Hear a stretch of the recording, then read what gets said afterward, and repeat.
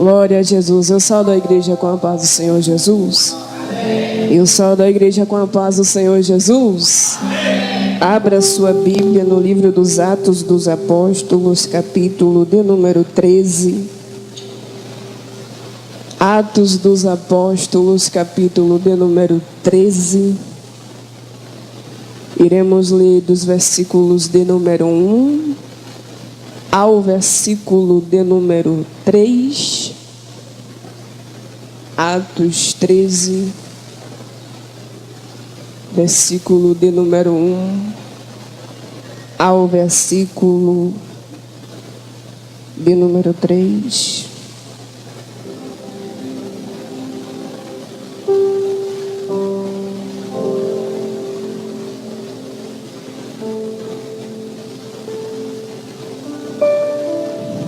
Está escrito: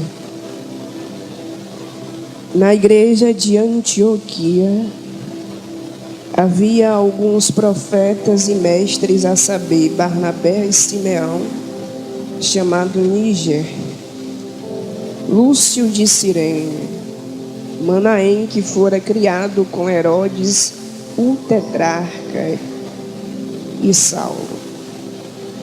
Servindo eles ao Senhor e jejuando, disse o Espírito Santo: apartai-me a Barnabé e a Saulo para a obra a que os tenho chamado.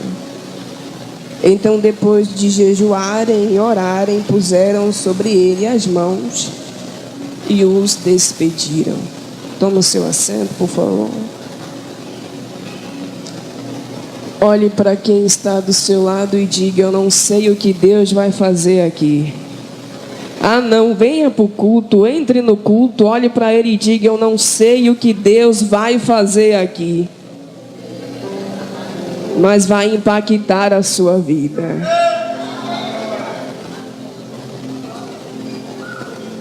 Hoje, mais do que nunca, eu preciso de tangedores me ajudando. Cadê o baterista? Bebe água e volta para me ajudar em nome de Jesus. Meus irmãos, sem sombras de dúvidas, nós ao meditarmos, nós ao lermos a Bíblia Sagrada, nos atentamos a vários escritos, nos atentamos a vários livros, e dentre eles estão o livro do Atos dos Apóstolos. E o livro dos Atos dos Apóstolos, ele chama a sua atenção e a minha atenção por marcar uma nova era, a era do Espírito Santo agindo livremente na igreja. Por marcar uma nova era e descrever os primórdios da igreja primitiva. Por descrever os primeiros feitos dos apóstolos, dos discípulos aos quais Jesus chamou. O livro dos Atos dos Apóstolos chama a nossa atenção pela simplicidade com que os escritos são relatados e ao mesmo tempo pela grandiosidade do que está sendo contado. Entretanto, quando você analisa este livro, você vai observar que ele pode ser subdividido em 3 partes com base em personagens principais. A primeira parte do livro dos Atos, ela está descrita no capítulo de número 1 e no capítulo de número 2.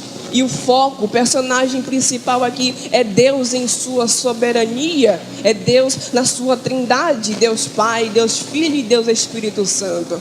Porque apenas nesses 2 capítulos iniciais, o plano do Pai é evidenciado, o plano de Deus entregar o seu Filho para redimir a humanidade. O Deus Filho, ele e recebe destaque, porque ele está sendo levado de volta aos céus após cumprir o plano terreno e foi preparar morada para os seus. E o Deus Espírito Santo também está sendo evidenciado ao descer sobre a vida dos homens e marcar uma nova era na igreja. principal dessa segunda parte do livro dos Atos, porque Deus estava operando grandes coisas através da vida de Pedro. Pedro aqui ele cresce em representatividade, ele tem uma força de liderança tão grande. E para você observar a influência de Pedro, só dentre este intervalo de capítulos, só nessa parte do livro, Pedro ele é preso 3 vezes, porque grande influência ele tinha sobre a igreja, grandes coisas Deus estava fazendo através de Pedro. Pedro lançava uma palavra e um coxo era curado. Pedro pregava e 3.000 almas se convertiam ao Senhor. Pedro tinha tanto discernimento espiritual que não tinha engano e mentira que passava desapercebido dos seus olhos. Ananias e Safira tentaram enganar a igreja, tentaram enganar os irmãos, mas Pedro tinha discernimento, o engano não passou desapercebido. Deus e o Espírito Santo estavam operando tanto através da vida de Pedro, que quando ele orava, a paralisia saía. Deus estava operando tanto através da vida de Pedro, que quando Pedro saía a passar pela rua, acontecia um pequeno tumulto, porque as pessoas pegavam os enfermos, colocavam em macas, colocavam em leitos, e esperava Pedro passar, porque quando ele passasse, as pessoas pegavam os enfermos e colocavam na sombra de Pedro, porque a sombra de Pedro curava, da sombra de Pedro saía a virtude. A obra de Deus através da vida de Pedro estava tão grande, com tanta influência sobre a vida da igreja, que é através de Pedro que vai acontecer a primeira ressurreição da igreja primitiva. Pedro presenciou Jesus ressuscitar várias vezes. Pedro presenciou mortos levantarem através de uma palavra profética da boca de Jesus várias vezes. Só que Pedro também presenciou, e além disso foi o canal de Deus para a primeira ressurreição da igreja primitiva acontecer. Pedro entra no quarto de uma mulher, Pedro dobra os joelhos, e quando ele abre a boca para orar, a morte tem que sair, e a mulher é ressuscitada para a glória de Deus. Deus estava operando grandes coisas através de Pedro. Isso é tão evidenciado que Pedro entra na casa de um centurião, e ele começa a pregar, ele começa a falar das coisas de Deus, ele começa a falar do que o Espírito opera. E quando o culto, a pregação de Pedro acaba, a Bíblia diz que o ambiente se encheu de línguas estranhas, de tão ponto que os judeus começaram a olhar uns para os outros e dizer: o que está acontecendo aqui? Que até os gentios estão recebendo o Espírito Santo e novas línguas estão na sua boca. Pedro é destacado no livro dos Atos, e acaba a segunda parte, se inicia a terceira parte desse livro. E o personagem principal aqui é mudado. O personagem principal aqui é outro, e você conhece bem ele, o nome dele é Saulo ou Paulo. E agora a terceira parte vai focar nesse homem, vai se iniciar no capítulo que lemos, no capítulo de número 13. E em diante, Paulo é o destaque do livro dos Atos. Você conhece bem o que aconteceu aqui? A igreja se reúne para se levantar um novo missionário. O silêncio paulino se rompe. O silêncio no ministério de Paulo se rompe. Deus quebra a rejeição que estava sobre o chamado de Paulo. Deus tira o desprezo que muitos tinham colocado sobre o ministério de Paulo. Deus levanta Paulo. Só que aqui nesse momento uma pessoa vai ser citada e vai ter uma informação sobre alguém. E a informação aqui não é sobre Pedro. E a informação aqui não é sobre Paulo. E a informação aqui não é sobre nenhum apóstolo. A reunião está acontecendo e a Bíblia vai ser categórica em especificar algo sobre a vida de alguém que ainda não tinha o seu nome citado no livro dos Atos, que não recebeu destaque em nenhuma parte do livro. Mas grandes coisas Deus operou na vida desse homem, porque Deus trabalha assim, fazendo coisas grandes em pessoas que têm nome, fazendo coisas grandes em pessoas que têm destaque, fazendo coisas grandes em pessoas que têm notoriedade, mas fazendo coisas grandes em anônimos, fazendo coisas grandes em desconhecidos, fazendo coisas grandes em quem não tem status, fazendo coisas grandes em quem não tem posição. Deus trabalha assim. A prova disso é a reunião que é feita na igreja de Antioquia. E a Bíblia vai dar uma informação que 5 doutores, 5 profetas estão reunidos. E vai especificar o nome deles: Barnabé, Simeão, Lúcio, Saulo e Manaém, que fora criado com Herodes o governador. De ninguém se especifica algo, de ninguém se detalha algo, mas a Bíblia quer contar o que Deus fez na vida de um homem por nome de Manaém. Manaém, profeta e doutor da igreja em Antioquia, que fora criado com Herodes o governador. O ambiente em que Manaém viveu, os irmãos de criação de Manaém, você conhece muito bem. Por irmão ele tinha Herodes Antipas, por irmão ele tinha Herodes Arquelau, por irmão ele tinha Herodes Filipe. A figura paterna de Manaém era Herodes o Grande. E o ambiente em que Manaém viveu dizia tudo, menos que ele seria profeta e doutor da igreja de Antioquia.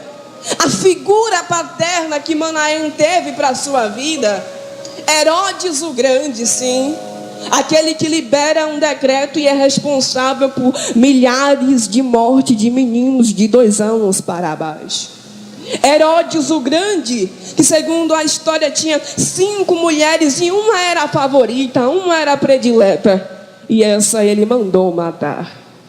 Herodes o Grande, que tinha vários filhos, e mandou matar vários deles para que não tomasse o seu reinado.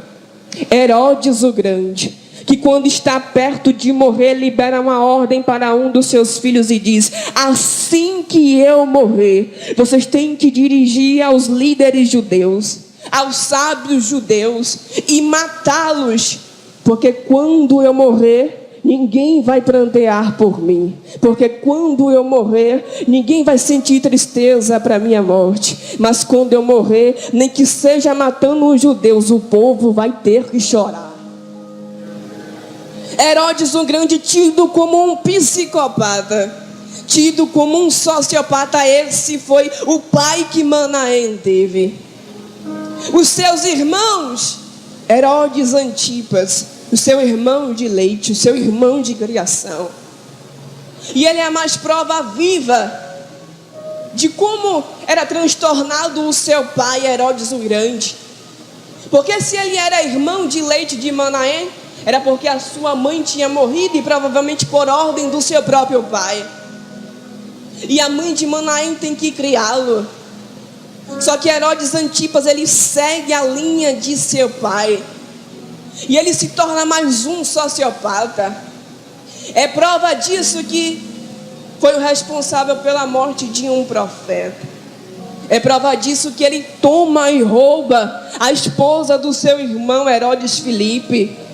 Dá uma festa, e quando João Batista chega para denunciar o pecado, quando o profeta chega para falar o que Deus tinha mandado, a filha da sua esposa cria um desejo de ver João morrer, e Herodes Antipas decreta que João deveria ser morto e põe a sua cabeça em uma bandeja.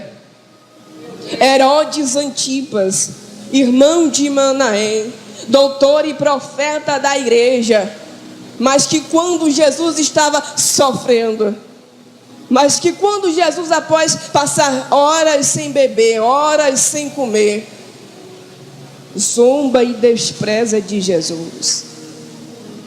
Sabe qual foi o ambiente que Manaém cresceu? Com pessoas que tinham tudo para serem destruidores. Dentre os seus irmãos estava Herodes Arquelau, aquele que, quando governa a Judeia, Deus precisa trazer uma revelação para Maria, dizendo: sai da Judeia e vai para a Galileia, porque se você ficar aqui, Herodes Arquelau vai mandar matar a Jesus. Herodes Arquelau seguiu tanto a linha do seu pai, que quando ele está reinando, governando na Judeia, ele brincava, ele não considerava nem as atividades do templo. A história diz que ele tirava e colocava sacerdote ao seu bel prazer, como queria, não respeitava as ordens de Deus. Esse foi o ambiente que Manaém cresceu. As perspectivas de vida de Manaém nunca diriam que ele ia parar como profeta e doutor da igreja de Antioquia. A perspectiva de vida de Manaém era que ele fosse mais um destruidor, mais um assassino, mais um sociopata, mais um homicida. E Manaém parece muito comigo, parece muito com você. Alguém que não tinha nada para dar certo. Alguém que tinha tudo para ser um infeliz sem oportunidades. Alguém que tinha tudo para não ir bem e está agora vivendo coisas ruins. Alguém que as pessoas olhavam e diziam: esse não vai chegar em lugar nenhum, a não ser em um caminho de destruição. Quando você falava que ia para a igreja, riam de você, porque sabiam quem você era, sabiam o que você fazia. Você tinha tudo agora para estar chapado do final de semana, de estar usando tantas drogas. Na igreja não era para você estar. Você tinha tudo para estar agora alcoolizado depois de um final de semana de festas e de bebidas. Você tinha tudo para estar entregue ao engano, mentindo mais, enganando mais, iludindo mais pessoas. Você tinha tudo para estar brincando lá fora. Você tinha tudo para estar perdido aí no mundo de qualquer jeito. Você tinha tudo para não acreditar em revelação. Você tinha tudo para não acreditar em milagre. Você tinha tudo para não acreditar na voz de Deus. Você tinha tudo para não acreditar em profecia. Você tinha tudo para não receber o Espírito Santo. Você tinha tudo para não estar na igreja. Você tinha tudo para estar seguindo outro caminho religioso. Mas Deus bradou dos céus e disse: vai ser profeta, vai ser profeta, vai ser profeta, vai ser profeta.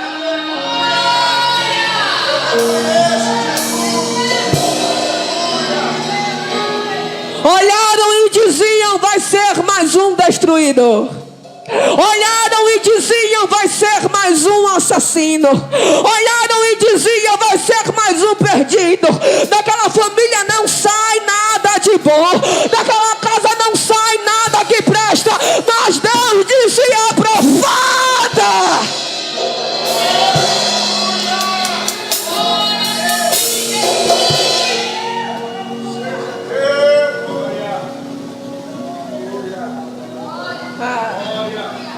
Herodes estava acostumado. Olha para cá que eu vou te contar um segredo. Eu quero ver se você reage.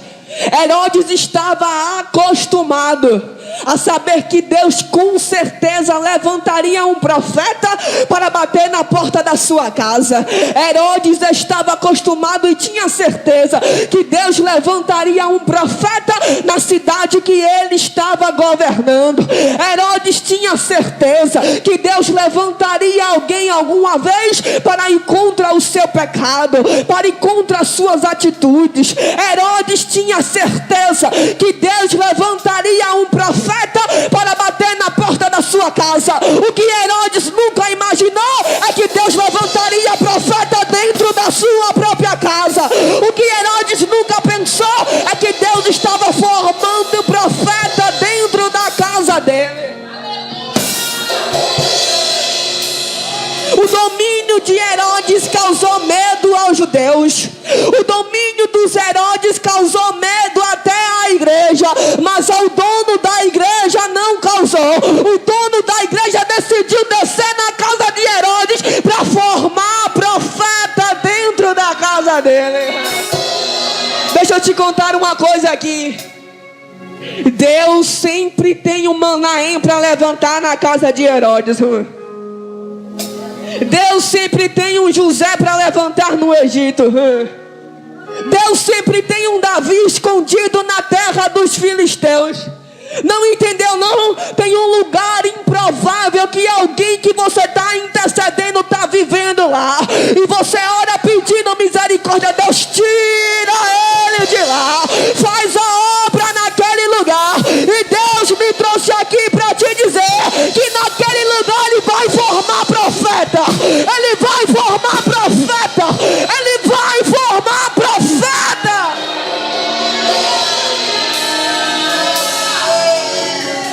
Tenho uma palavra profética para entregar. Levante a sua mão, levante a sua mão, levante, levante, levante. Eu vim aqui te dizer e profetizar algo para o seu maio de 2019. Deus tem uma geração de Manaém para levantar. Não importa onde ele está, não importa como está vivendo, não importa o que está fazendo agora. Deus decidiu descer sobre a vida dele e vai levantar.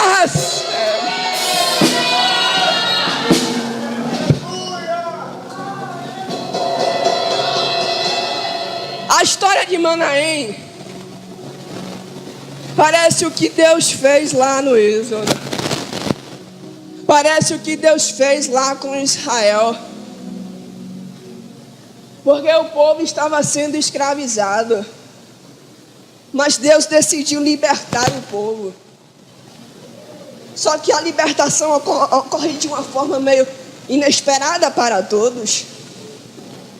Porque quando Deus permite que Faraó libere o povo, está escrito que tinha uma rota que era mais fácil. Tinha uma rota que o povo ia chegar logo, que era mais próxima, o caminho dos filisteus. Só que Deus decide mandar o povo para o caminho que iria dar diante do Mar Vermelho. E o contexto aqui é o povo saindo do Egito e Faraó perseguindo o povo. Eu imagino o Faraó olhando para o povo e dizendo: Israel não tem estratégia militar. Israel foi logo para o caminho que eles vão ficar encurralados. Porque o caminho que Deus mandou o povo não tinha saída. E eles iam se deparar com o Mar Vermelho. Eu imagino o Faraó perseguindo os povos de Israel. Eu imagino o Faraó com todo o seu exército olhando. Não precisa correr muito não. Aonde eles vão parar é beco sem saída, não tem mais jeito. O lugar que eles vão parar, vão parar logo diante do Mar Vermelho. E o mar vai ser cemitério para o povo de Israel. Eles estão facilitando as coisas para a gente. O mar vai ser sepulcro de Israel. O mar vai ser cemitério do povo. Não tem saída, não tem mais jeito. Quando eles estiverem diante do mar, acabou para eles. Porque Deus tem o costume de trabalhar dessa forma. E eu imagino o Faraó dizendo que o Mar Vermelho seria cemitério do povo. E Deus bradando dos céus e dizendo: o Mar Vermelho será o escape de Israel e o cemitério de Faraó. Sabe por quê? Porque tem lugares que o inimigo quer predefinir como lugares de derrota. Tem lugares que o inimigo quer predefinir como lugares de fracasso, lugares de falência, lugares de queda, lugares de morte, lugares de improdutividade. O inimigo diz: lá eu vou matar eles. Na casa de Herodes eu faço Manaém ser mais um assassino. Diante do Mar Vermelho eu mato o povo. José no Egito é só mais um escravo. Isaac em Gerar é só mais um na crise. Jesus no deserto eu vou tentar e ele vai cair. Só que quando o inimigo diz: é lá que eu vou fazer, Deus brada dos céus e diz: eu já sei aonde eu vou fazer o milagre. Eu já sei aonde eu vou derramar a presença. Eu já sei aonde eu vou fazer sinais. Olha pra cá, olha pra cá, olha pra cá. O inimigo predefine e as pessoas acreditam e olha, lá ele não vai dar certo. Naquela empresa o povo entra entra crente e sai desviado. Naquela faculdade, o povo entra crente e sai desviado. Naquele lugar, o povo semeia e não colhe. Não vai dar certo para ele, mas Deus vai confundir pessoas a teu respeito. Onde não dava, vai dar. Onde não prosperava, vai prosperar. Onde ninguém crescia, você vai crescer. Deus vai confundir.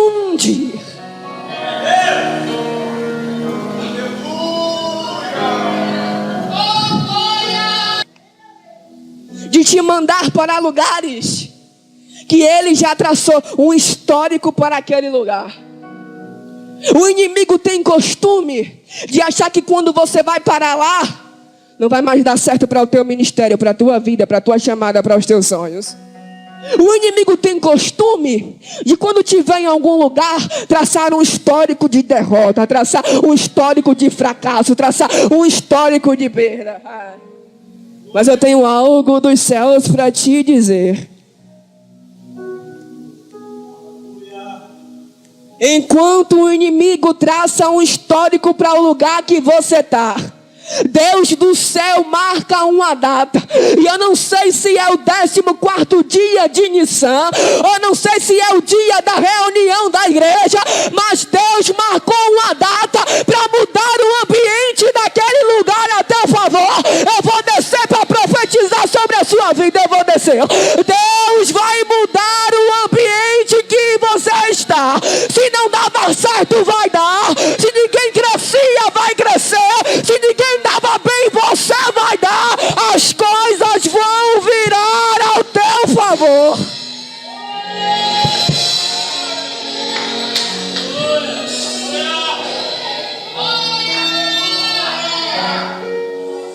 Eu preciso falar algo dos céus para a sua vida, porque tem pessoas com uma semente plantada no coração, porque está acostumado a viver sempre mesmice, está acostumado a viver sempre fracasso. Olharam e disseram: daquela família ninguém dá certo, daquela família ninguém cresce. Mas Jesus botou o pé na porta e disse: é só até aqui, vai crescer, vai crescer, vai crescer.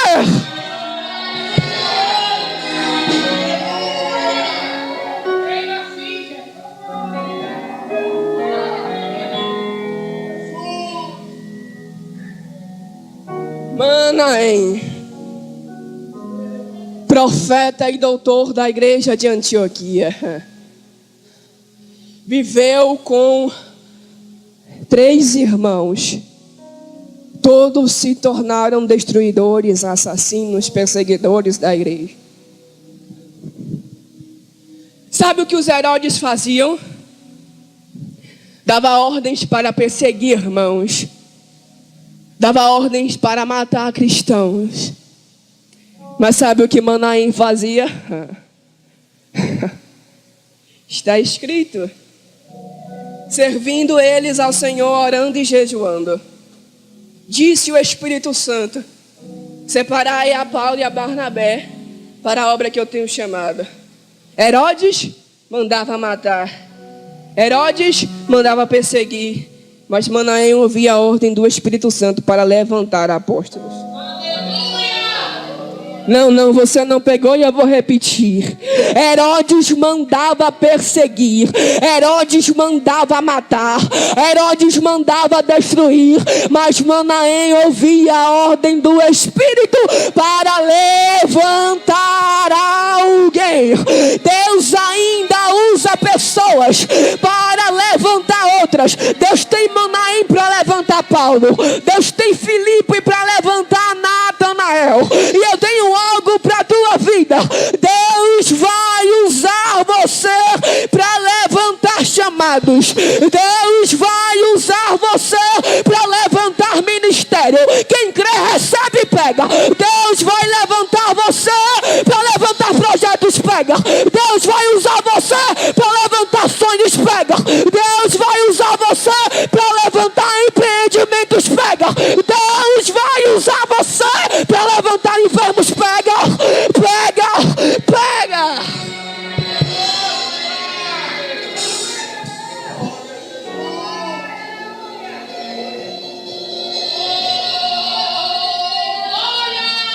Ei, ei, ei. Se você ficar oprimido, vai ser só mais uma reunião. Se você ficar prostrado, vai ser só mais um culto. Se você viver de cabeça baixa, vai ser só mais um dia na igreja. Mas se você tomar posse do que fez na sua vida, vai ser a reunião, vai ser o culto que Deus vai te usar para levantar alguém. Que Deus vai te usar para pegue na mão de alguém que está do seu lado, pegue na mão dele, pegue na mão dela, pegue, porque uma unção de renovo vai descer aqui e vai passar de uma pessoa para outra. Porque tem Manaim prostrado, tem Manaim cabisbaixo, mas Deus te trouxe aqui para levantar essa pessoa que está do seu lado. Recebe a graça.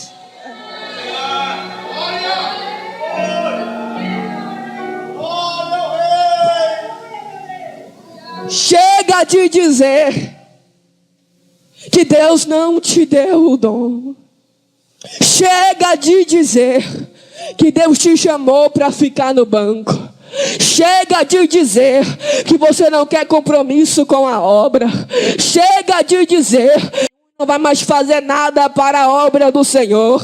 Chega de conformismo e achar que tá bom assim, orando pouco, buscando pouco. Deus te trouxe aqui para sacudir a sua alma e dizer: eu te chamei para levantar alguém. 2019 Deus vai trabalhar em Manaim e vai levantar pessoas através dele. Deus vai trabalhar em você. Deus vai curar você. Deus vai renovar você.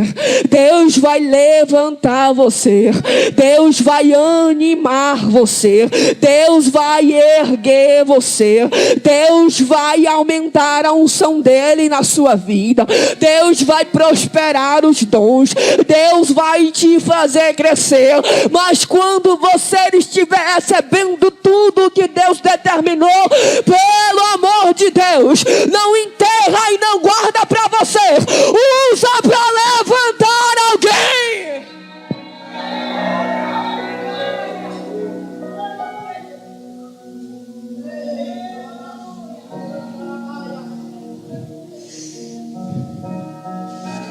Fique de pé, fique de pé.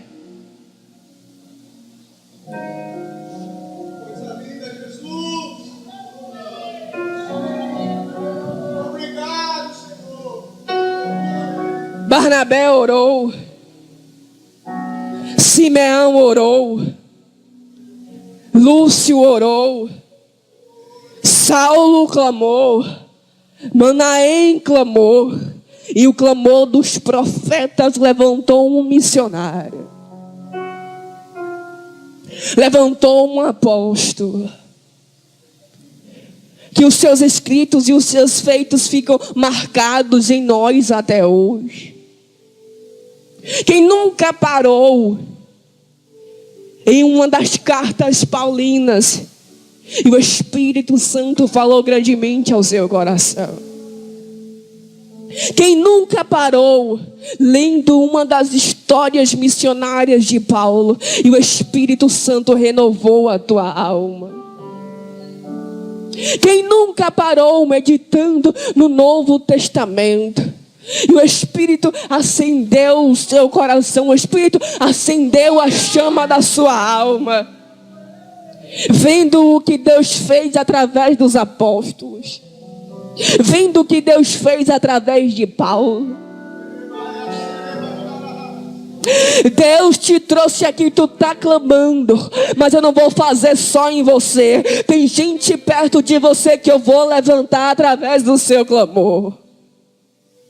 Isso é tão real. A influência de Manaém na vida de Paulo é tão real que ele está morrendo. O apóstolo Paulo está sentindo que os seus dias de vida estão findando.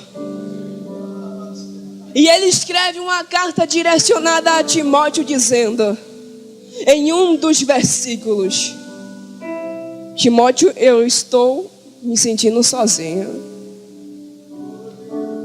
Muita gente me abandonou. Muita gente me deixou no caminho. E olha, só Lucas está comigo. Mas eu sei o que é levantar alguém, Timóteo. Eu sei o que é que está sofrendo o desprezo, a rejeição no ministério. Está pensando que não vai dar certo, que a promessa não vai se cumprir. Está vivendo pensando que Deus não vai fazer. E me prostrar, ficar triste, eu sei o que é isso. E sabe, Timóteo, eu abandonei alguém no meio da caminhada. Eu abandonei alguém no meio da trajetória. Toma, Marcos, e traz contigo até a mim, porque muito útil é para o ministério. É Paulo dizendo: eu estou morrendo. Os meus dias de vida estão findando. A morte está próxima. Mas sabe o legado que eu vou deixar? Eu vou morrer levantando alguém.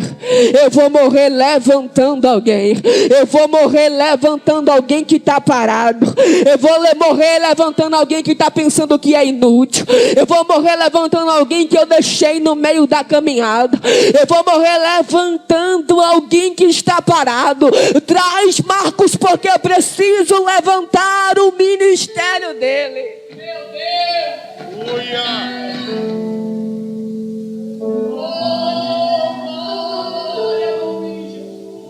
Chega de vivermos conformados só com o que nós estamos fazendo.